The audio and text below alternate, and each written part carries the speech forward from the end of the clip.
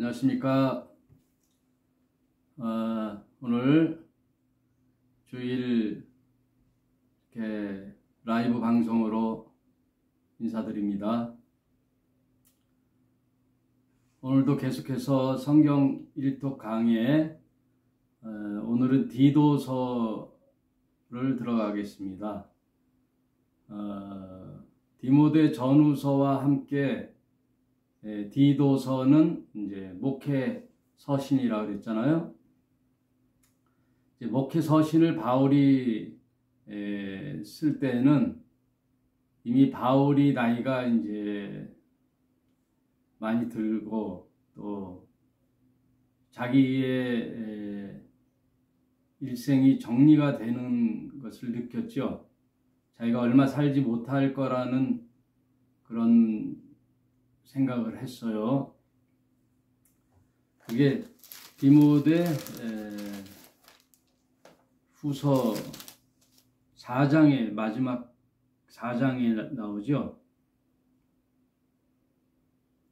4장 6절에 관제와 같이 벌써 내가 부음이 되고 나의 떠날 기약이 가까이 왔도다. 내가 선한 싸움을 싸우고 나의 달려갈 길을 마치고 믿음을 지켰으니 이제 후로는 나를 위하여 의의 면류관이 예비되었으므로 주 곧 의로우신 재판장이 그날에 내게 주실 것이니 내게로만이 아니라 주의 나타나심을 사모하는 모든 자에게니라. 이제 자기가 떠날 기약이 가까이 왔도다. 그걸 이제 감지했죠. 그래서 바울은 그 네로 황제의 핍박 때 목이 잘려서 순교해요. 목이 잘려서 순교할 때 피가 이제 난자하게 터지잖아요. 목에서 피가 막 날 때 그 표현을 6절에 관제와 같이, 관제라는 말은 그 제사, 유대교의 제물을 제사를 할 때 그 위에 술을 붓는 거예요. 특히 포도주를 쫙 뿌려요. 제물 위에다. 그걸 관제라 그래요. 전제라기도 하고 관제라고 하는데 어떤 제사 형식인데요. 그 관제, 마치 포도주를 뿌리는 게 피의 제사죠. 자신의 피가 이제 낭자하게 흐르는 제사. 관제로 드릴지라도 이제 자기 목숨을 조금 더 아깝게 여기지 않은, 그러니까 사도 바울은 이미 그 생명 내놓고 일생을 하나님께 드리는 그런 제물로서의 인생을 살았죠. 그런 삶에서 나오는 진솔한 편지들이 오늘날 우리에게 하나의 모범이 되고 경전이 되는 신학 성경의 등재가 되는 거예요. 디도서, 마찬가지로 디모데를 아들처럼 여기는 바울은 디도도 복음으로 난 아들이다. 그것이 4절에 나오죠. 디도서 1장 4절에 같은 믿음을 따라 된 나의 참 아들 디도에게 편지하노니 하고, 이제 그 편지 내용에 디도를 복음으로 난 나의 아들, 나의 아들처럼 여기는, 아들이라는 말이 이제 제자라는 말도 있어요. 진짜 내가 육신으로 난 아들이라기보다 이제 복음으로 났다 이거죠. 복음으로. 저와 여러분도 이렇게 한두 명이라도 복음으로 난 아들이 있어야 돼요. 복음으로. 그게 가장 귀한 거죠. 그래서 바울은 평생을 이제 독신으로 살면서 그리스도의 복음을 전하는 일에 온 생애를 다 바쳤죠. 왜냐하면 바울은 청년 때 예수라는 신흥 종교, 종파, 기독교, 예수교라는 신흥 종파를 그렇게도 핍박하고 그 따르는 신도들을 다 잡아다가 압송하고, 특별히 스데반이 돌에 맞아 죽는 그 현장에 있었으며 그의 죽음을 마땅히 여겼던 그 바울이 사울이었을 때에 자신의 인생을 생각하니 다메섹 도상에서 예수를 만난 이후의 삶은 완전히 바뀌는 거죠. 그 바울의 인생에 BC와 AD가 있는 거죠. 예수를 만난 전과 예수 만난 후. 그러니까 예수 만나기 전에 그냥 평범하게 살았던 삶이 아니라 지독히도 예수를 핍박하고 예수를 따르던 신도들을 박해하는, 그리고 그 박해하는 일에 가장 앞장서서 행동대장처럼 체포영장을 발부받아 압송해가지고 감옥에 가두고 처형시키고 하는 그런 박해의 앞잡이 노릇을 했던 바울이, 그때는 사울이죠. 다메섹 도상에서 사울아 사울아 어찌하여 네가 나를 핍박하느냐 그랬더니 당신이 누구십니까 그랬더니 네가 핍박하는 예수니라 하고, 그때 부활하신 예수님을 영으로 만나는 거죠. 정오의 햇빛보다 강한 빛으로 내리는 빛이신 예수님을 만나고서는 눈이 멀었죠. 눈이 멀었어요. 그래서 아나니아라는 다메섹의 다마스커스의 아나니아라는 선지자를 통하여 안수를 받음으로 눈이 사흘 만에 떴어요. 사흘 만에 눈이 떴을 때 그 후유증으로 바울은 평생 안질을 앓았다고 기록이 나와요. 안질. 눈의 가시. 그래서 바울이 사역하면서 눈에 안질이 있으니까 얼마나 괴로워요. 여러분, 눈에서 눈물이 막 나거나 눈에 자주 다락기가 나거나 무슨 이물질이 자꾸만 나온다거나 그 안질을 앓았을 때 괴롭잖아요. 그래서 바울이 하나님께 3번 기도했다 그래요. 간절히 이 안질이 낫기를 간절히 눈의 가시를 위해서, 자신의 가시라고만 나오는데 사실은 이제 눈의 안질이라는 얘기가 이제 신학적 해석자들이 그렇게 많이 해요. 안질을 앓았는데 하나님께서 뭐라고 응답해 주시냐면 네 은혜가 족하도다 그러거든요. 네 은혜가 족하도다. 그냥 다메섹에서 예수님 만나서 너 왜 나를 핍박하냐 하고 그 자리에서 꽂거라 직사해도 할 말 없는 자인데, 아나니아를 통해서 눈이 뜨고 그 이후로 이제 완전히 바뀌었죠. 유대교의 추종자의 열심이었던 바울이 이제 기독교의 선두에서는 앞장서는, 이제 그러니까 서로 열심히 달리던 말을 주인이 고삐를 바꿔놓은 거예요. 서쪽으로 잘 달리는 명마 있죠. 말을 고삐를 돌려서 동쪽을 방향을 바꿔도 그 말은 어때요? 잘 달리거든요. 그러니까 방향이 중요한 거예요. 방향이 중요한 거예요. 세상을 향하고 유대교, 하나님을 거역하고 세상을 향하던 질주하던 말을 방향을 틀어서 하나님께로, 예수께로 방향을 맞췄더니 그 역시 또 열심히 달리는 거죠.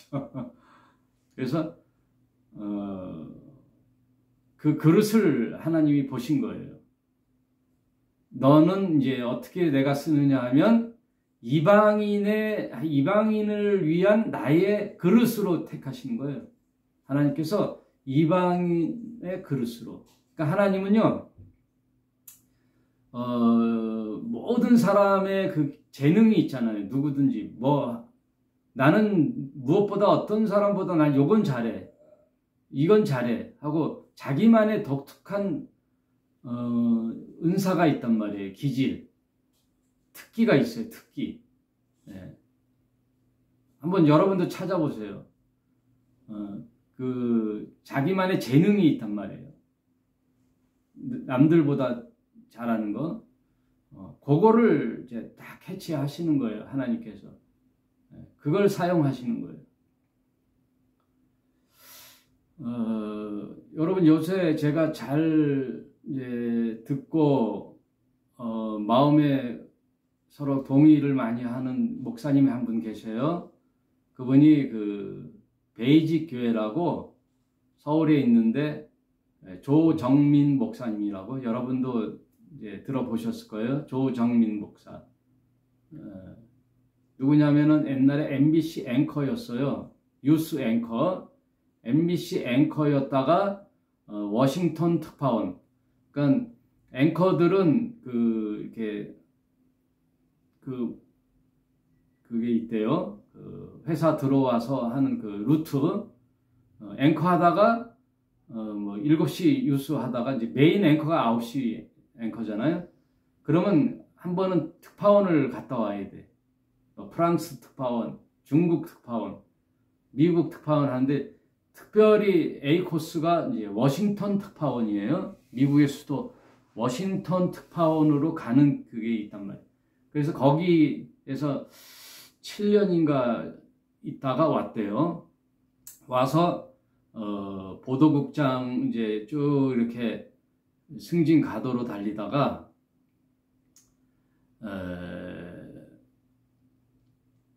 그 사람 부인이 온누리교회 집사예요. 온누리교회를 다니는데 맨날 아침 새벽마다 그 아파트 앞에 그 교회가 온누리교회가 있었나 봐요.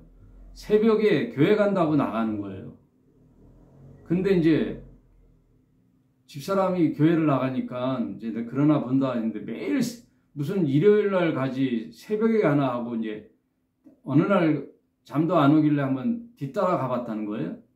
그래서 정말 교회를 갈까, 어느 교회일까, 어느 사이비 집단인가 하고 이제 D를 밟아가지고 갔더니, 새벽에 이제 마침 예배에 거의 끝날 쯤 돼가지고, 이제 새벽 예배 때는 목사님이 설교를 하고 이제 불을 다 끄고 미미한 등 하나 딱 켜놓고 기도를 하잖아요.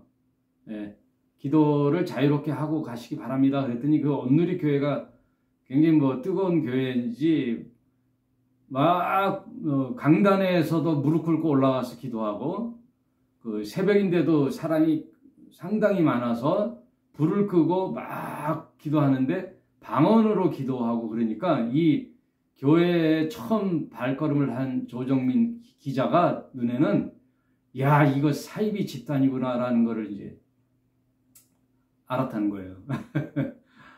아, 야, 우리 집사람이 여기 이게 미쳤구나. 이 교회 내가 한번 파헤쳐버리라. 그러니까 기자 그게 발동된 거죠. 그래서 PD 수첩에 한번 내가 고발을 하리라 하면서 잔입 취재를 하는 거예요. 그래서 들어보기도 하고. 그래서 한 달을 작정을 하고, 함부로 이제 종교기관을 고발할 수 없으니까 확실히 증거를 잡고 고발해야 되겠다 하고 계속 이제 집사람 몰래 따라다닌 거예요. 따라다니다가 정확하게는 뭐 한 2주쯤 됐을까요? 이제 알으려면 그 목사의 그 설교를 들어봐야 될 거 아니에요. 그래서 거기에 앉아가지고 맨 뒤에 앉아서 부인 몰래 목사의 설교를 듣는데, 이제 그때 온누리교회 목사는 이제 하용조 목사님이라고, 그래도 기독교 개신교회는 좀 유명한 교회죠. 그 하용조 목사님이 지금은 돌아가셨는데, 어느 날 갑자기 이 조정민 목사님이 이제 하나님 말씀이 꽂힌 거죠. 눈물을 쫙 흘리는 거예요. 자기도 모르게 눈에서 눈물이 난다는 거야. 눈물이 쫙, 이게 뭐지? 예? 예, 사이비 집단 파헤치려고 이제 메모하고 막 말씀을 들어보는데, 눈물이 쫙 흐르다는 거예요. 이거 뭐야? 하고 정신 차려야지 하고 예? 자기를 하고 듣는데 이제 그때부터 하나님이 자신을 만지기 시작했다는 거예요. 그러면서 그 교회를 계속 출석하면서 신자가 된 과정을 얘기를 하는 거예요. 이제 그 조정민 목사님 유튜브에 나와 있어요. 그런 간증문이. 그러면서 신자가 된 거예요. 신자가 된 후에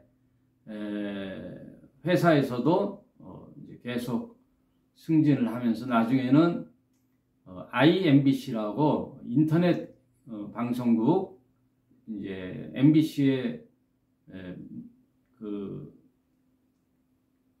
자매 회사죠. MBC 기업이죠. 같은 기업. 그 기업의 그 MBC 기업 그 IMBC라는 회사의 사장으로 이제 승진하는 거죠. 승진하고서는 신앙에 매진하기 시작했죠. 믿음으로. 그러니까 아까도 말씀드렸지만 서로 잘 달리던 말 동으로 이제 고삐가 바뀌어졌는데도 열심히 하는 거예요. 이 사람이 기자 생활 20년을 했다는데 뭐 새벽같이 가고 한 번도 안 빠지고 밤늦게까지 술 마시고 뭐 새벽 3, 4시까지 술 마셔도 아침에는 뭐 칼같이 출근했다니까 뭐 엄청나게 회사에 충성하는 그런 열심이 있었는데 하나님을 알고부터서는 이제 하나님께 꽂힌 거죠. 그래서 IMBC 회사 사장직을 사임하고 공부를 하러 미국에 간 거예요. 신학 공부를 목사 되겠다라는 게보다는 이제 하나님은 누구신가를 알기 위하여 신학 공부를 하러 미국에 가서 거기서 오랜 기간 이제 성경과 씨름하고 신학 공부를 하고 후에는 이제 목사님이 되셔서 서울의 베이직 교회라는 교회를 개척을 했어요. 교회 성전도 없어요. 그냥 건물이 없어요. 그 건물이 카페로 쓰려고 여러분 잘 아는 그 배우 이름을 잊어버렸네. 그 상도에 나왔던 남자인데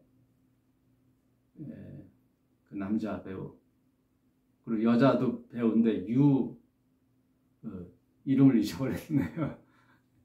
예전에 그 개나리 보침 지고 이렇게 다녔던 상도라는 드라마 있었죠. 거기 김재 뭔가 그 사람하고 그 사람도 탤런트인데 그 사람 배우 둘이 이제 강남에서 카페를 하려고 건물을 사고 거기다가 카페를 이제 그 사람들이 크리스찬이었나 봐요. 그래서 이렇게 실내 장식을 인테리어를 했는데 MBC 보도국에 계셨던 조정민 목사님 그 분이 목사가 되는 이제 개척을 한다는 얘기를 듣고 거기를 선뜻 내줬다는 거예요. 목사님 하시려면은 자리 잡힐 때까지 그럼 여기를 예배 장소로 하시죠 하고 그 카페 자리를 이제 예배 장소로 기증을 받아가지고 아직도 거기서 하는 것 같아요. 근데 그분이 하시는 말씀이 제가 여러분 아시잖아요. 저에 대해서. 저는 대한민국 목사님들 다 이렇게 모든 목사님은 못하겠지만 유명하다고 하는 목사님 설교는 거의 다 들어봤고요. 그리고 그 중에 몇 분은 그냥 탐독하듯이 다 헤쳐봤거든요. 그분의 책은 다 사보고 강의와 설교를 다 들어보고 이미 신학대학원 때들 많이 했거든요. 그래서 뭐 소위 이재철 목사님, 박영선 목사님 뭐 이런 분들을 다 이제 멘토로 삼고 이렇게 했었는데 이 조정민 목사님처럼 성경적 해석과 이렇게 균형 잡혀 있고 성경적인 교회를 하신 분을 못 봤어요. 제가 지금 저와의 거의 90% 이상 동의가 되는 말씀들을 하더라고요. 그래서 제가 그 교회에 구독을 하고 새벽마다 그분의 말씀이 올라오거든요. 그래서 계속 그 말씀을 들어요. 근데도 거부감이 없어요. 저랑 거부감이 없다라는 것.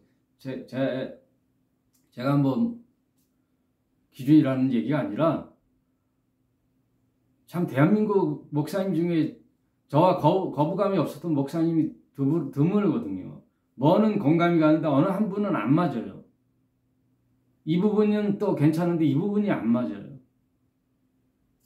그게 뭐 11조, 주일 성수, 방언, 여러 가지 교회 교리, 구원관, 교회관, 종말론관 이런 것들이 안 맞는 부분들이 있는데 이분은 거의 90% 이상이 맞는 말씀을 하시더라고. 공감을 하고. 근데 그분이 하시는 말씀이 자기가 이 사도 바울처럼 유대교에 열심이었다가 이제 기독교 예수교로 개종하면서 목숨 내걸고 이방인의 선교사로 바울이 가듯이 자기는 배드 유스, 세상에 더러운 뉴스들 있잖아요.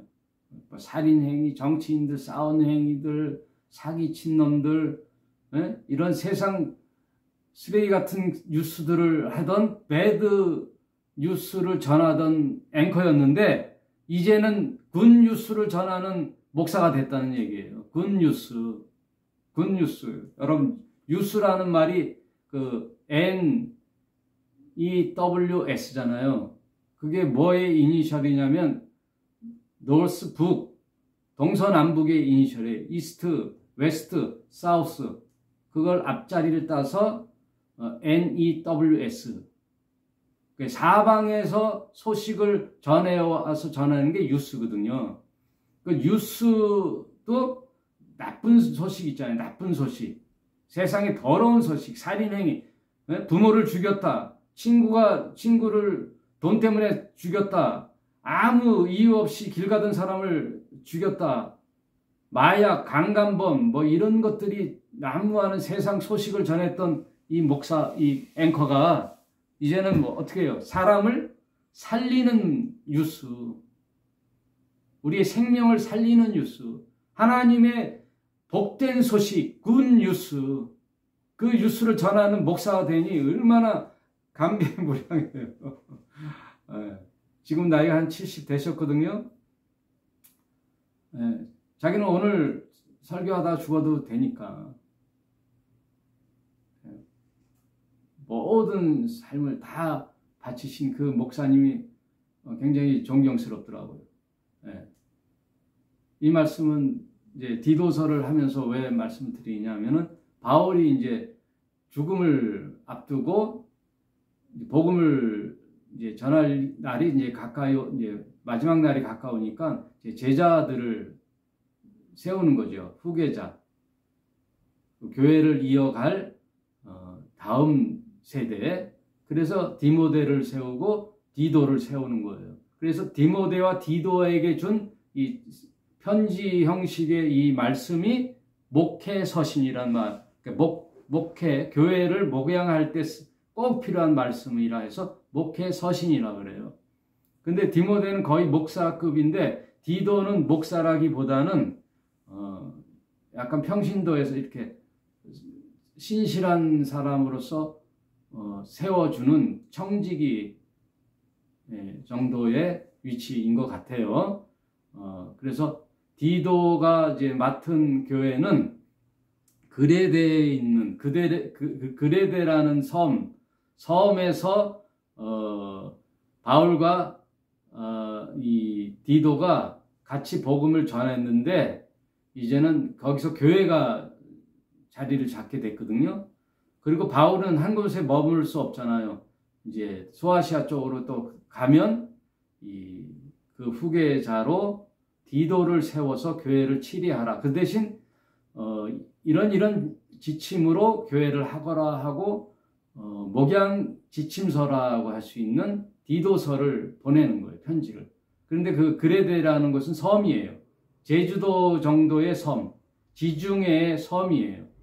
거기에 이제 편지를 쓰는 거예요.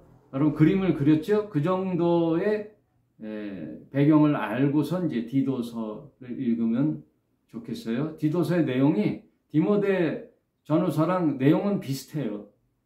내용은 비슷하니까 하루에 이렇게 한번 쭉 읽어보면 다 알 수 있는 내용이에요. 서론이 길었네요. 여러분도 제 설교나 강의 말씀을 듣다가 조정민 목사님 그 유튜브에서 찾아보면 베이직교회 조정민 목사님 치면 나오거든요. 그 목사님 거를 운전하다가도 듣고 이렇게 집에서 조용할 때 듣고 한번 해보세요.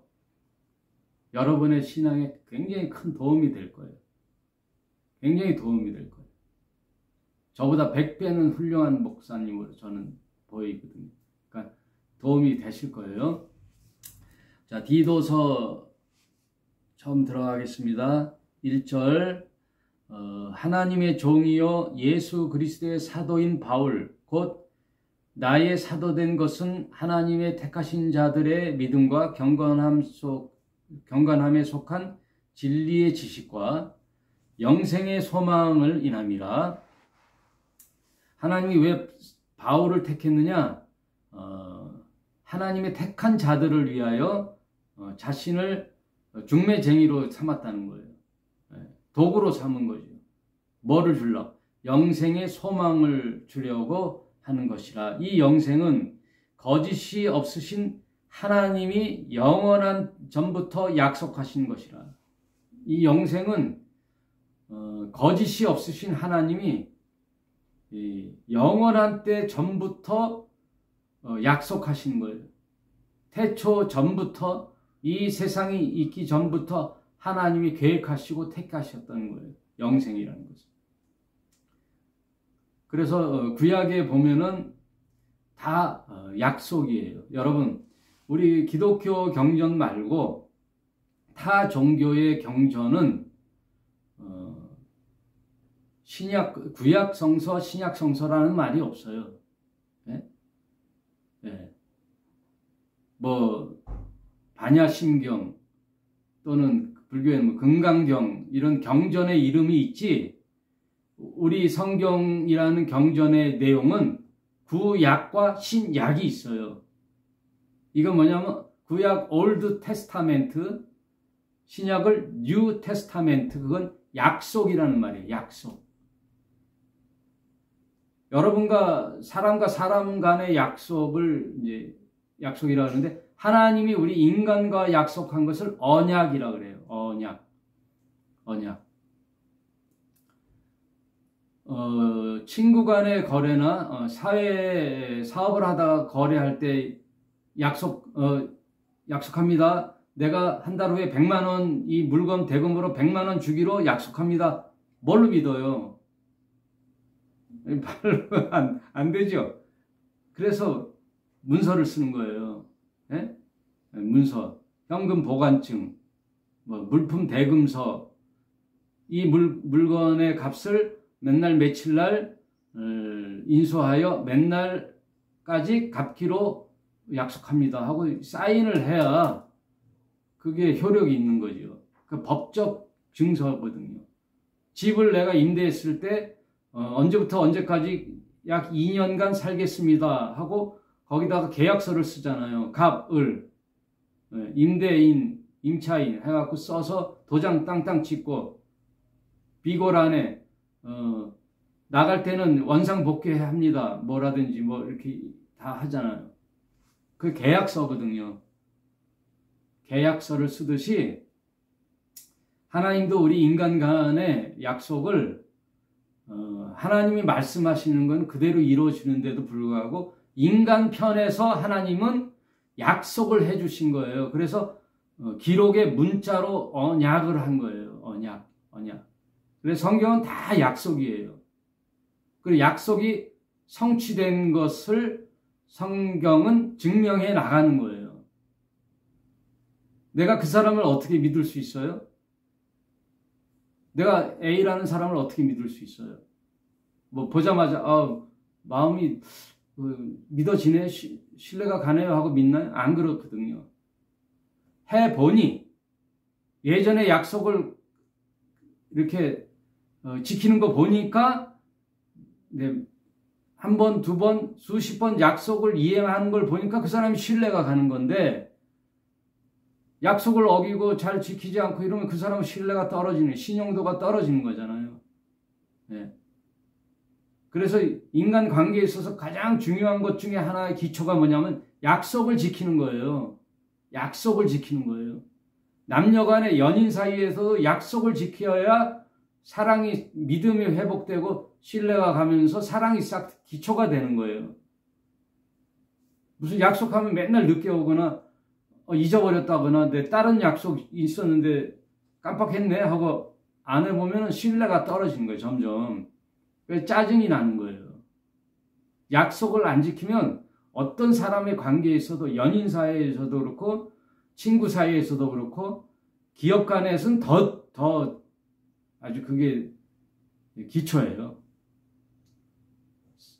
상거래상 약속을 안 지킨다. 그게 부도예요, 그게. 여러분, 돈이 있어가지고 현금 착착 주는 기업이 어디 있어요, 요새? 없어요. 그럼 뭘로 하냐면 어음을 쓰잖아요. 약속어음이라 그래, 그 약속어음. 네. 내가 7월 말까지 지금은 현금은 없어도 1억을 갚겠습니다 하고 1억을 이제 납품업자에게 주잖아요. 그러면 그것도 통용이 된단 말이에요. 거의 그것도 현금이나 다름없어요. 왜? 이 회사가 튼튼하기 때문에, 신뢰가 가기 때문에. 삼성 같은 회사에서 1억 어음을 줬다. 그러면 신뢰가 가잖아요. 그러면 그 1억이라는 약속어업, 종이 쪼가리거든요. 약속어음도 시중에서는 통용이 돼요. 어떻게 통용이 되냐면 1억까지는 안 줘도 금방 현금화 시킬 수 있을 때 그걸 깡이라 그래요. 와리깡이라 그래요. 와리깡. 깡한다 그래요. 그러면 1억이 아니라 9,900만 원의 현금을 주면 100만 원을 먹는 거예요. 미리 현금으로 그 깡을 한 사람은 7월 말까지 기다리는 대신 100만 원의 이자를 먹는 거예요. 근데 사업하는 사람이 당장 약속어음보다도 현금이 필요하다 그러면은 그 100만 원 손해보고 그냥 깡을 한단 말이에요. 무슨 말인지 알겠지요? 네. 그래가지고 그 1억을 받았던 회사에서 못 갚아주잖아요. 그러면 그걸 부도라 그러는 거예요. 그러면 깡 받은 사람도 부도나는 거예요. 그러니까 연줄 부도나는 거예요. 네. 회사 하나가 무너지면요, 그냥 와르르 하고 연쇄 부도가 나는 거예요. 네. 그래서 옛날에 국제그룹 부도 났을 때요, 나라가 휘청했어요. 연쇄 부도가 나니까. 장영자라는 희대의 사기꾼이 이제 했잖아요. 주식과 막 대한민국 경제를 쥐었다 폈다 했던 그 사람이 부도가 나니까, 구속되고 부도 나니까 난리가 났었어요. 그런 것처럼 하나님의 말씀도 약속이란 말이에요. 그래서 여러분 기도할 때 하나님, 저희가 이런데 이렇게 해주십시오, 이런 기도하면은 신뢰가 안 가는 기도예요. 왜냐하면 내 생각의 기도를 했기 때문에, 내 생각의 기도이기 때문에 하나님께 상달이 안 돼요. 그렇기 때문에 뭘 뒤밀고 기도를 해야 되느냐? 성경을 들어서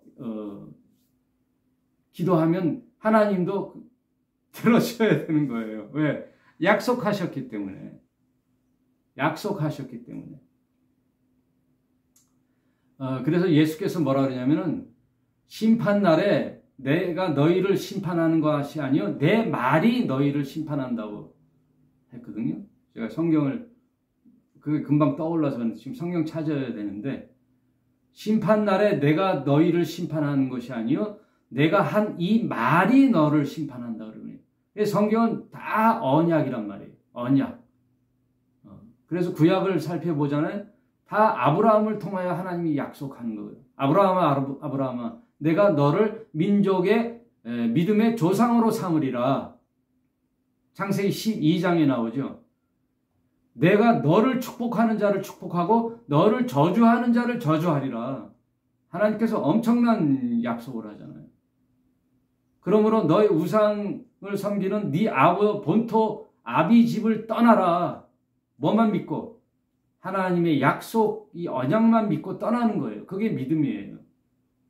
약속만 믿고 떠나는 거예요. 아브라함이 아버지가 데라라고 우상 조각을 했던 아버지가 사업을 같이 이어받으려고 했잖아요. 근데 아브라함의 마음속에는 항상 의문이 있어요. 이거 봐라. 아무 힘도 없는 돌을 깎아다가 막 해서 어떤 형상을 만들어 놨더니 거기다가 사람이 제사를 드리고 경배를 하고 소원을 비네. 나무, 썩어 문드러진 고목나무를 잘 다듬어 가지고 칠을 해 가지고 어떤 형상을 만들어서 해놨더니 그걸 사가지고 거기다가 자기네 신당에다가 모셔놓고 거기다 절을 하고 우상을 섬기네. 금을 모아가지고 송아지를 만들었더니 그 금송아지를 부자 되게 해달라고 거기다가 올려놓고 절을 하고 예배를 드리네. 그게 다 우상단지들이잖아요. 뭐 예전만 고대 시대에만 그런 게 아니죠. 오늘날도 마찬가지잖아요. 네? 여러분, 갑자기 산에서 굴러 떨어진 돌이 옆집 방에 덮쳤다는 거예요. 이제 옆집 건너방에 쿵 하는데 사람은 죽지 않고 다행히. 야, 이거 봐라, 뭔가 하고 그 돌이 그 방에 딱 자정을 한 거잖아요. 야, 신비하다. 그래가지고 싹 수리를 한 다음에 그거를 기사에 올렸더니 전국에 있는 샤머니즘의 족속들이 거길 찾아오는 거예요. 방문을 해갖고 거기를 만지작거리고 돌고 거기다 소원을 비는 거예요. 촛불 켜놓고. 네. 어느 날 하늘에서 떨어진 돌이라 그래가지고. 그게 무슨 돌이지 뭐야 그게.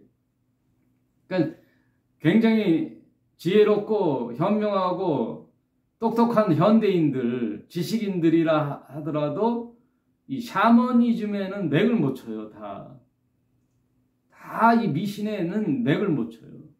뭔가 두려움이 있는 거예요. 다 두려움이 있잖아요.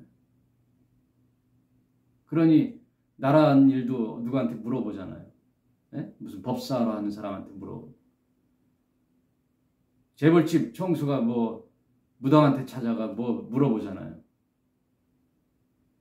그 현대인들도 뭐 하면은 뭐 오늘의 운세 보잖아요. 다 자기도 모르게 있는 그 샤머니즘이 있단 말이에요. 인간에. 달나라를 갔다 온 그 과학의 문명인들이 샤머니즘에는 맥을 못 치는 거예요. 왜? 이게 악한 영의 속임수이기 때문에 다 겁을 집어먹는 거란 말이에요. 겁을 집어먹어요. 미신하는 그 무당들이 하는 툭 던지는 말이 겁을 집어먹는단 말이에요. 아, 집안에 우환이 있겠네? 겁을 집어먹는단 말이에요. 겁을. 존댓말 쓰는 사람이 어디 있어요? 다 반말이지. 아, 부정탄다, 부정탄다. 아이고 뭐 삼재가 꼈네. 다 이렇게 두려움을 준단 말이에요. 그러던 아브라함이 항상 고민이 있는 거예요. 딜레마야.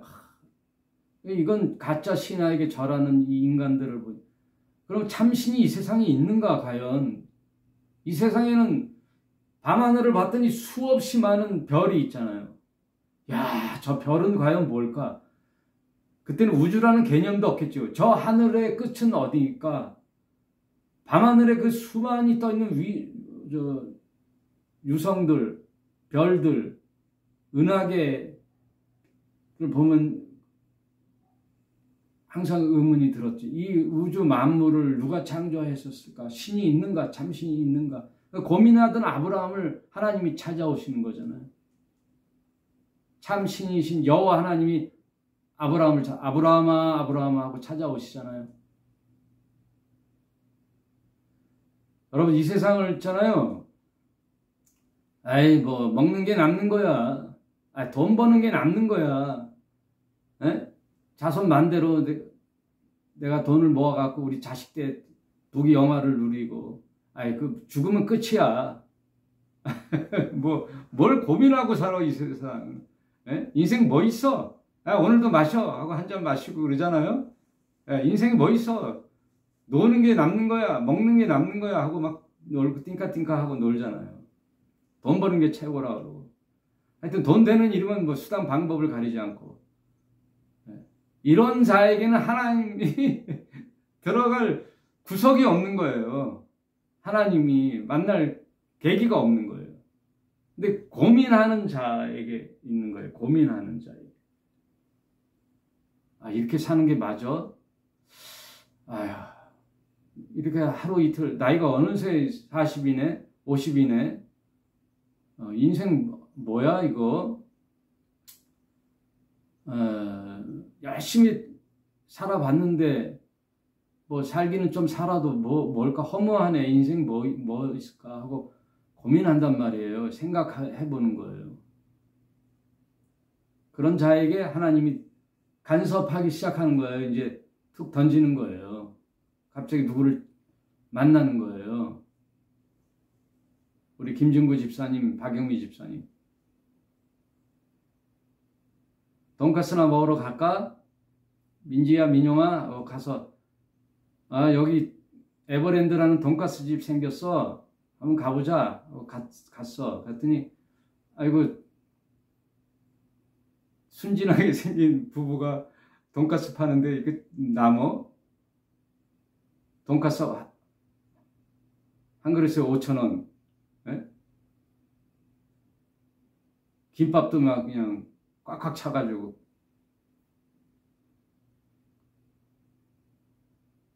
김치찌개, 참치 넣고 하는 김치찌개, 쫄면, 떡볶이. 애들이 이쁘니까 막 주고 싶고. 제가 또 음악을 좋아하니까 팝송, 가요 이렇게 좋은 음악 틀어놓고 제 재능은 없지만 이제 미술 같은 거 이렇게 해서 제가 인테리어 꾸며놓고 이렇게 소소하게 하던 돈가스 집에 단골이 돼서 자주 찾아와 보니까 아저씨 아줌마가 좋으신 분 같네. 제가 저를 얘기하는 건 그러니까 그러다가 이제 이웃집 형님처럼 이렇게 이런 전에도 알고 봤더니 목사님이래. 어디 교회 목사님이? 2층이 바로 교회야. 밑에 1층이 돈가스 집이고 에버그린. 그러다 보니까 우리 김준구 집사님이 어느 날 잊어버리지도 않아요. 우리 집사람이 항상 얘기하잖아요. 우리 사모님이 해주는 밥이 맛있어요. 금요일마다 이제 거기 와서 저녁 때우고 갔으니까 우리 박영미 집사님하고 우리 민용이가 유치원 때. 그러면 민용이가 어렸을 때 얼마나 귀여웠어요. 저는 사진을 찍었으니까 또 막 사진 찍어주고 막 그랬는데 우리 집사람이 툭 던졌다는 말인 거예요. 우리 교회 오면 이거 맨날 해줄 수 있는데. 그랬더니 에? 하고 그러니까 한 사람은 농담으로 던졌고 한 사람은 진심으로 던졌고 한 사람은 농담으로 받아줄 수도 있잖아요. 그래요? 하고 막 우스고 넘겼는데 그 주일 돌아오는 일요일 주일날 그때 우리 큰애가 군대가 있을 때거든요. 그런데 제가 부평시장에서 그래도 한 20-30명 모였던 교회를 개척하다가 다 뿔뿔이 흩어지고 이제 목회 약간 딜레마에 빠질 때 부계동에 이사 와서 이제 그 규모를 완전히 줄였죠. 80평에서 하다가 한 30평짜리 거기에 또 사택까지 안에 있으니까 얼마나 초라해요. 거기에 주한이만 놓고 주한이 초등학교 5, 6학년 때 주한이만 놓고 우리 사모 앞에 놓고 제가 설교를 하고 있었던 거예요. 가끔 서울이나 또 아는 분이 한두 명은 왔지만 그때 설교할 때도 마치 여러 명이 앉은 것처럼 원고를 다 준비하고 이제 굉장히 설교를 하는데 저쪽에서 삐끗하고 문을 열고 들어오는데 우리 박중구 그때는 민용 아빠, 민용 엄마죠. 애들하고 4명이 쓱 하고 들어오는 거예요. 네, 내가 가끔 한 번씩 얘기는 했죠. 그때 너무나 감사했죠. 한 명이 천하보다 귀한 우리 민용이네가 대형 교회를 갔어 봐요. 왔나보다 갔나보다 하지. 누가 왔다 갔는지도 모르지 뭐. 근데 그냥 목사 식구들만 있는 그 교회에 처음 발걸음을 하고부터 그때부터 우리 박종구 집사님 또 박영미 집사님 이 부부는 저와 함께 여태 10수년이 지났죠. 우리 처음 교회에 왔다는 김중구 집사님 오늘도 말씀을 듣고 계시는데 이제 집사님이 되셨죠. 그리고 노래를 잘하시니까 찬양을 배워서 계속 제가 로컬 교회 건물 교회 할 때는 주일마다 앞에 나와서 찬양하시고 목사님 말씀이 알아듣든 못 알아듣든 계속 이슬비가 젖듯이 말씀을 듣다가 창세기가 뭔지 출애굽기가 뭔지도 모르던 우리 집사님이 이제 말씀을 계속 들으니 예수라는 분이 있구나, 이런 분이 계시구나 라는 그게 믿어지는 거죠.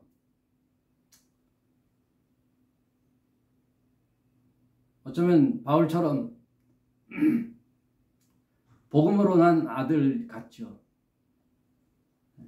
박영미 집사님은 고향이 강화도 거기서 신앙생활을 어릴 때부터 해왔고 청년 때까지 다 이렇게 결혼하기 전까지 교회 생활을 하다가 또 우리 교회를 오시게 된 거니까 예전부터 믿었다가 다시 회복하신 분이고 정말 생짜배기 아무것도 무에서 유로 창조하신 분은 우리 김중구 집사님이라는 거예요.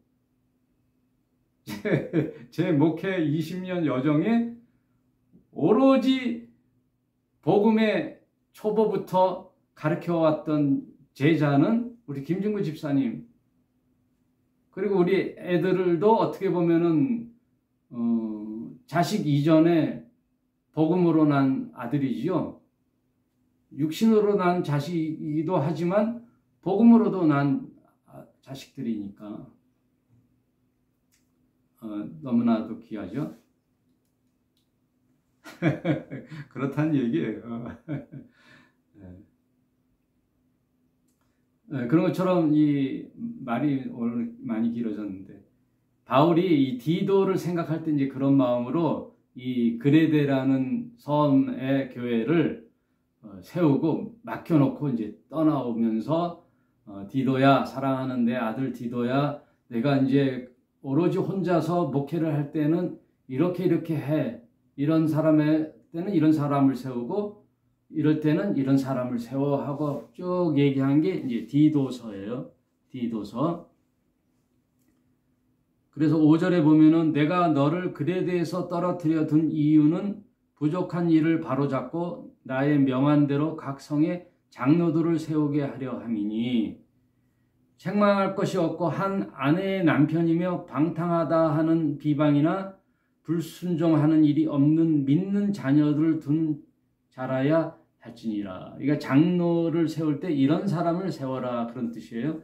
감독은 이런 사람은 감독의 자질이 있는 사람이야. 하나님의 청지기로서 책망할 것이 없고 제 고집대로 하지 아니하며 급히 분내지 아니하며 술을 즐기지 아니하며 구타하지 아니하며 더러운 일을 탐하지 아니하며 이런 자들은 감독을 세우라. 오직 나그네를 대접하며 선을 좋아하며 근신하며 의로우며 거룩하며 절제하며 미쁜 말씀의 가르침을 그대로 지켜야 하리니 이는 능히 바른 교훈으로 권면하고 거슬려 말하는 자들을 책망하게 하려 함이니라. 감독이라는 것은 그때 오늘날 목회자, 목사와 같은 이제 직책인데 그런 자들은 이런 성품을 가진 자를 세우라 그 얘기예요. 그리고 이제 여러분 쭉 이제 읽어 보시면 2장에는 또 나이 많은 사람, 여기 성경에는 그대로 늙은 남자, 이 교회 공동체는 여러 나이도 천차만별이고 남녀노소가 다 오는 공동체잖아요. 그러니까 늙은 남자로서는 이제 절제하며 경건하며 근신하며 믿음과 사랑에 인내함에 온전케 하고, 늙은 여자로는 이와 같이 행실이 거룩하며 참소치 말며 많은 술의 종이 되지 말며 선한 것을 가르치는 자들이 되고, 저들로 젊은 여자들을 교훈하되 그 남편과 자녀들을 사랑하며 근신하며 순전하며 집안일을 하며 선하며 자기 남편에게 복종케 하라. 그러니까 나이 많으신 분들은 이렇게 하고 젊은 여자들에게는 이렇게 훈육하라, 가르치라. 교회에서는 이런 것을 가르치라는 이제 목회 지침 내용이 나오는 거죠. 그런데 중요한 것은 2장 11절에 있어요. 모든 사람에게, 이것은 모든 사람에게 구원을 주시는 하나님의 은혜가 나타나는 거죠.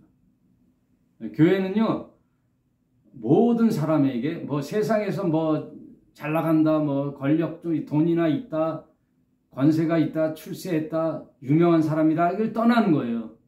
교회는 세상에 어떤 모임에, 동호인들의 모임은 세상에서 잘 나가는 사람 오면은 와 박수치고 환영하잖아요. 돈 좀 있으면 회비도 좀 많이 내고, 하다못해 구의원만 들어와도 일자리 하나 좀 챙겨볼까 하고 권세나 권력 좀 하잖아요. 힘 좀 쓰잖아요. 세상에는 그렇단 말이에요. 그러나 교회만큼은 뭐 해야 되느냐? 모든 사람이 그냥 형제예요, 자매예요. 세상에 뭘 했다가 그거 없어요. 그건 필요가 없는 거예요. 교회 공동체는 똑같은 거예요. 그래서 모든 사람에게 뭘 주게 하기 위해서 교회에 오느냐? 구원을 주시는 하나님의 은혜. 구원을 주시는 하나님의 은혜와 하나님을 알기 위해서 교회에 오는 거예요. 교회에 오는 이유가 없어요. 제가 이제 예전 교회 얘기하면서 우리 김준구 집사님, 박영미 집사님 가족 얘기했는데, 우리 김준구 집사님 가정도, 10수년 지내보니까, 이상문 목사님, 사모님, 사람들은 좋네 하고 이렇게, 친척처럼 명절날 인사하고 주일마다 이렇게 인사 나누는 이런 친척 형처럼, 사촌 형처럼 이렇게 지내는 위해서 오는 게 아니란 말이에요. 세상에서 한 지인이 아니란 말이에요. 그걸 목적으로 예배 참석하거나 함께여서 행복한 교회의 성도가 아니란 말이에요. 뭐냐? 구원을 얻는 예수 그리스도의 공동체의 한 일원이에요. 지체예요. 그게 가장 우선이어야 되고, 그게 중요하고, 그게 처음이요 끝이에요. 다른 이유 없어요, 교회는. 교회라는 공동체는 구원을 얻은 예수 그리스도의 생명 공동체가 모이는 거예요. 여기서 세상 이야기하고 어떻게 했더니 돈 좀 불리고 맛있는 거 만나서 먹고 교제하는 게 아니란 말이에요.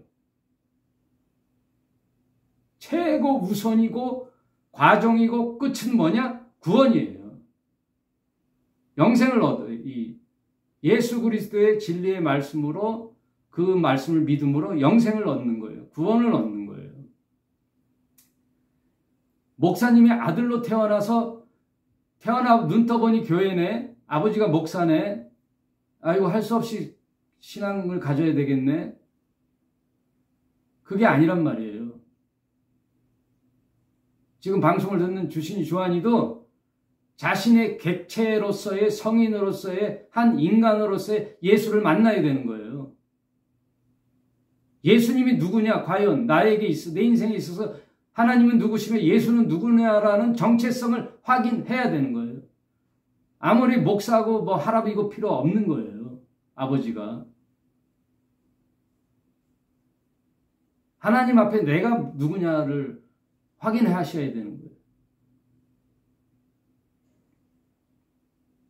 그래서 교회로 모인 거예요. 교회 공동체로. 그래서 제가 우리 집사람하고 이런 얘기를 한 적이 있어요. 여보, 주신이는 그래도 큰애는 여러 교회를 다녀봤는데 주한이는 태중 때부터 당신이 이제 기도로 낳고 어릴 때부터 아버지가 목회하는 데서 이제 제가 2002부터 내려와서 교회를 개척을 2004년도 했으니 지금 20년 되잖아요. 20년 되니까 주한이 막내는 이제 막 말 띄우고 막 이렇게 유치원 다닐 때부터 아버지 교회에 다녔단 말이에요. 아버지 교회에서 평생 아버지 설교만 듣고 교회 생활은 아버지 교회에서만 했는데, 군대 전역하고 이제 대학 4학년 졸업하고 나면 다른 교회에 한번 가보라 그럴까? 그런 얘기를 한번 한 적이 있어요. 네? 특별히 젊은이들이 많이 다니는 교회, 하다못해 조정민 목사님 교회를 다녀보라고 할까 하는 얘기도 해봤단 말이에요. 그건 무슨 얘기냐? 아버지가 목사, 어머니가 사모님을 떠나서 이제 20 중반, 우리 큰애는 30 중후반,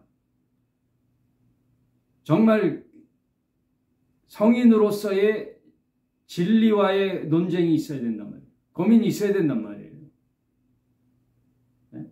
하나님 말씀과 진리, 구원, 영생에 관해서 답을 얻어야 된단 말이에요.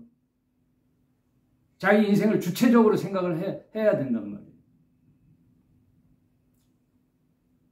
이미 뭐 그렇게 믿음이 있는 것도 있겠지만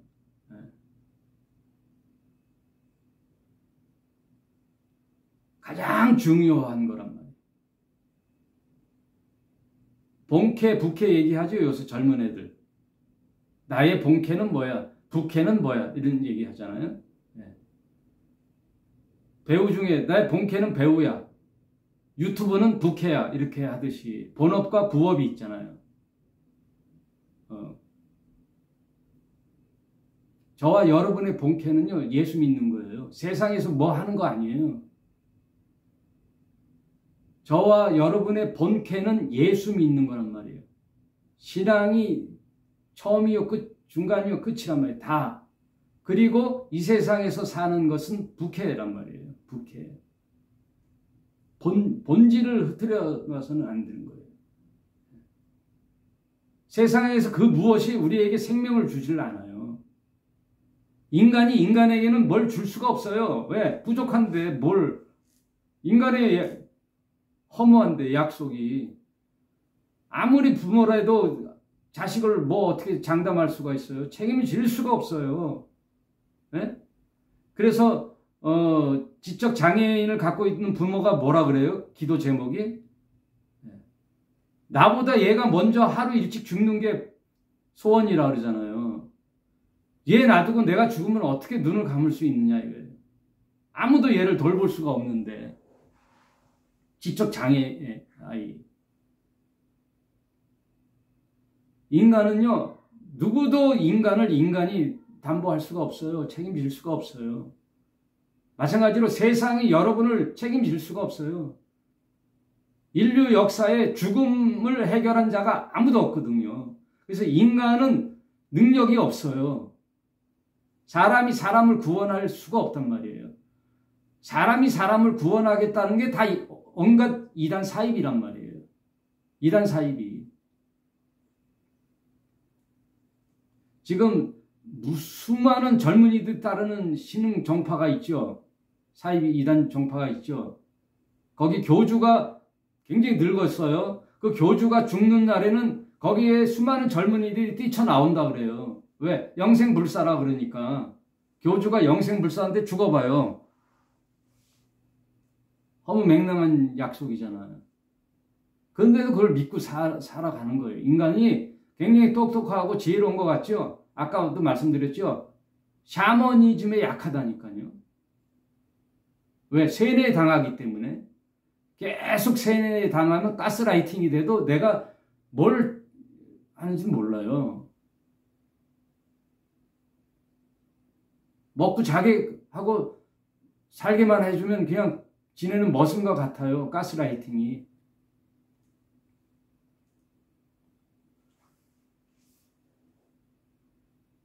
그러니 이 세상에 유일하신 우리를 구원하실 유일한 분 하나님 한 분이에요. 그가 보내신 예수 그리스도가 우리의 모든 이 무능함, 무기력함, 죽음 앞에 무기력함을 십자가의 죽으심으로 대신하여 주시고 그리고 부활하심으로 우리에게 희망을 심어주신 거예요. 예수님만이 죽음을 이기시고 부활하셔서 우리도 부활할 수 있는 영원한 생명을 가질 수 있구나라는 한 가닥 희망을 주신 유일하신 분이 예수 그리스도예요. 그래서 우리 사도신경 끝에 뭐라 그랬어요? 죄를 사하여 주시는 것과 몸이 다시 사는 것과 영원히 사는 것을 믿사옵나이다. 이게 우리 공동체의 고백이에요. 죄를 사하여 주시는 것과 죄를 사해야지만이 하나님과 하나님의 관계 회복이 되거든요. 하나님의 형상이 회복이 되거든요. 아담의 죄가 없이 되거든요. 그래서 법정에서 무죄 판결을 받는 거거든요. 그래서 예수님이 십자가에 달려 피 흘려 죽으심이 우리를 대신하여 죽으신 속전 제사란 말이에요. 속전. 내가 갚아야 할 돈을 예수라는 분이 속전. 그 값을 치루었단 말이에요. 십자가에서. 죄가 없으신 분이 죽으셨다는 거예요. 죄인이 죄인을 대신하여 죽는 건 아무 효력이 없어요. 그래서 인간이 인간을 위해서 죽는 건 효력이 없단 말이에요. 영웅이라는 칭호는 받을 수 있죠. 영웅이라는 칭호는 받아도 우리의 죄를 살 수는 없는 거예요. 죄가 없으신 분이 죄값으로 죽어야 우리가 속량이 되는 거예요. 그래서 예수라는 분은 하나님의 아들이어야 돼요. 그 아들이신 분이 오셔서 십자가의 죽으심으로 우리의 죄를 사하여 주심과 그분이 사흘 만에 죽음에 있지 아니하고 부활하셔서 우리와 같이 50일을 이 땅에 계시다가 40일을 이 땅에 계시다가 하늘에 오르셔서 하나님 우편에 앉아 계시다가 저리로서 성령을 보내주시고 성령을 보내주셔서 예수님을 믿는 사람들을 다 모으신 다음에 최종 세상 끝나는 날 저리로서 산 자와 죽은 자를 심판하러 오시니라. 성경은요 약속이라 그랬잖아요. 부활하신 예수님이 훗날에 다시 오셔서 자신 대신 영이신 성령님을 보내주셔요. 그 성령님을 내 마음에 모셔서 예수님을 주라고 인정하는 자는 다 성령이 그 안에 들어가시잖아요. 그런 자가 유정난이 되어 생명으로 부활할 수 있는 신자란 말이에요. 그러면 유정난인지 무정난인지 심판할 때가 오잖아요. 언제? 부활할 때.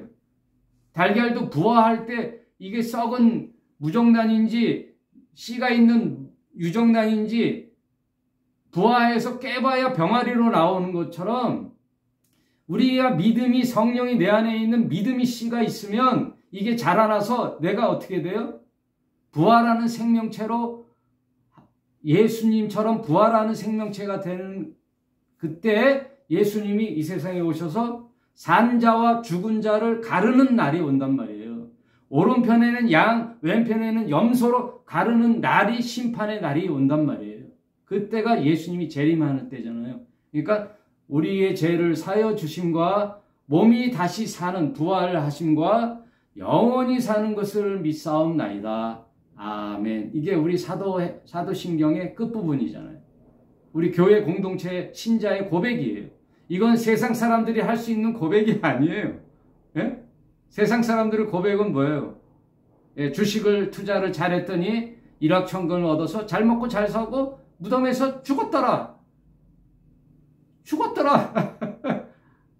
죽은 자가 되었더라. 그건 신자와 불신자의 갈림길이잖아요. 그럼 예수께서 사한 자와 죽은 자를 심판하러 오시리라. 우리는 그거를 기대하고 소망하고 이 세상이 우리에게 주는 만족이 없잖아요. 영생의 복을 누리는 신자가 되는 거예요. 그 약속의 내용들이 다 성경이란 말이에요. 그럼 이 세상에 누굴 믿고 살아요? 여러분, 사람 믿고 살 수가 없어요. 목사 믿고 살 수가 없어요, 여러분. 목사 믿으면 망해요. 예수님의 약속의 말씀을 믿는 거예요. 예수님 약속. 교주 믿으면 망해요. 네? 그래서 다 이단 사이비가 다 망하는 거예요. 예수님 말씀을 믿어야 돼. 이 성경 말씀의 제사함과 부활하심과 영생을 믿사옵나이다. 아멘. 하면 하나님께서 이 땅에 새로운 나를, 새 하늘과 새 창조, 새 땅을 만드실 때 우리를 다 당신의 나라를 상속을 해준단 말이에요. 왜? 우리는 자녀이기 때문에.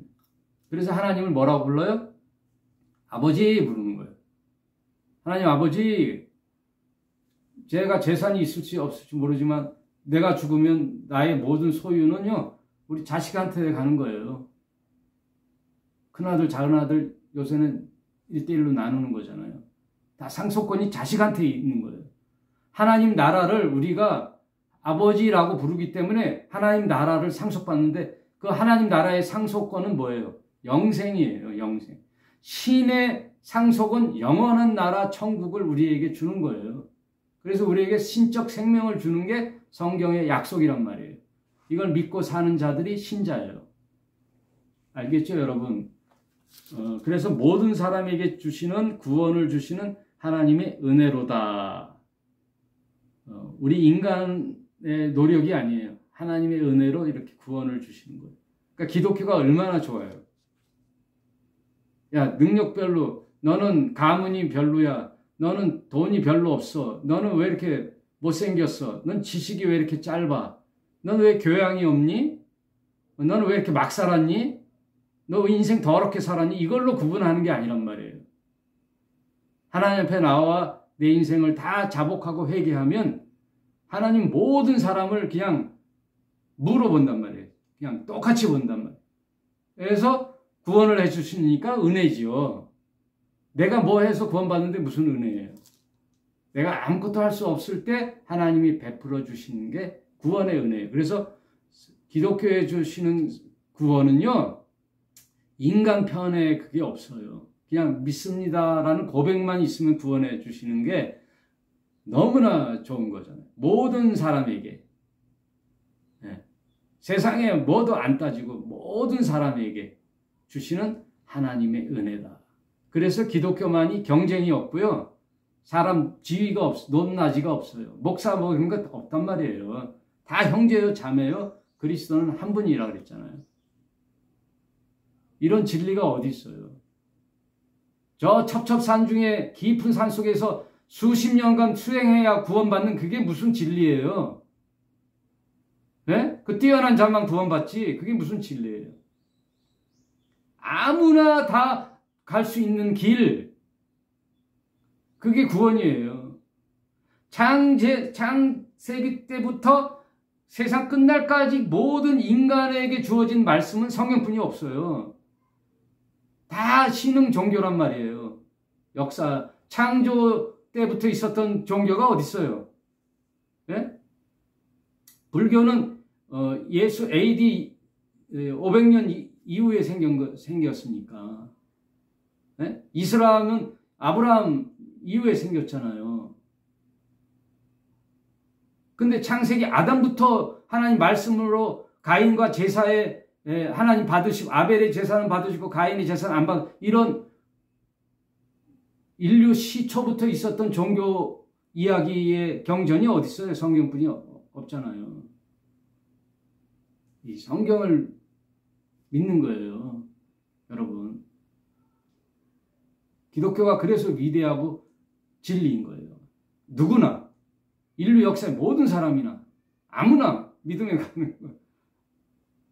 배운 게 없어도 가진 게 없어도 잘났든 못났든 인생 엉망으로 살아도 이제부터 하나님 앞에 거룩하게 살겠다고 다짐만 하면 구원해 주시는 이 놀라운 하나님, 그래서 굿뉴스라는 거예요. 복음. 누구에게만 이렇게 조건을 걸면 그게 무슨 복음이에요? 아니지. 여러분 알겠죠? 너무나 좋은 소식이 구원이라는 거예요. 성경.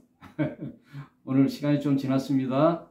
오늘 여기까지 할게요. 여러분 맛있게 점심 드시고 자부심을 가지시고 우리 함께여서 행복한 교회 한 공동체로서 교회도 세워가면서 또 다른 분들을 전도해서 이렇게 계속 생명을 릴레이션 하는 저와 여러분 되시기를 주님의 이름으로 축복합니다. 감사합니다.